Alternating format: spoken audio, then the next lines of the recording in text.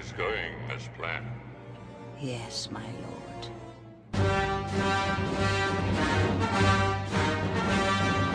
Star Wars has always been famous for its great villains. It's something that you have great heroes, you need great villains. So when we got to the Clone Wars, we wanted to use some classic villains that you always see in the films.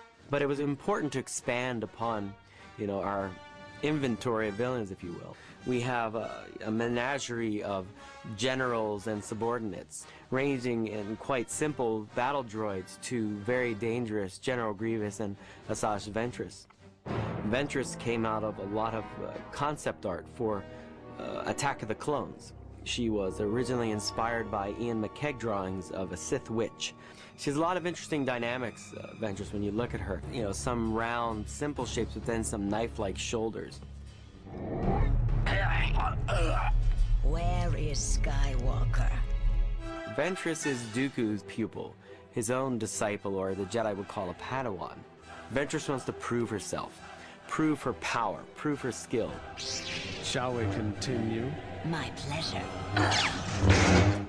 Villains always have good outfits. Boba Fett's got a great outfit, Vader's got a great outfit, the Stormtroopers had awesome looking armor.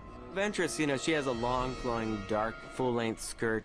She has a cloak. Villains are always cloaked because they're shadowy and then they reveal themselves, and then they're usually much more horrible once they reveal themselves than you thought. They have nowhere to run. Dooku, he's the guy that's out there that is evidently a rallying cry for a separatist movement. Dooku sometimes looks like a Jedi more than he looks like a Sith. Dooku's level of villainy really depends on his facial expression. Dooku's face is almost like a knife. It's so sharp and angular compared to Anakin or Obi-Wan. This time, I will deal with Skywalker personally. Villains are always giving you one perception and then later revealing another. The Emperor, who seems like such a simple old man in Return of the Jedi, he's always using his cane to walk around. And yet when he finally confronts Luke Skywalker, you find out he doesn't need that cane at all. In fact, he's quite powerful. Your feeble skills are no match for the power of the dark side. In Star Wars, the villains are usually driving at one main thing, which is power. I've become more powerful than any Jedi. Even you. They will all kill each other, attempting to be the top of the food chain, attempting to have the most power. I understand, Master. I will double my efforts. I hope so, for your sake.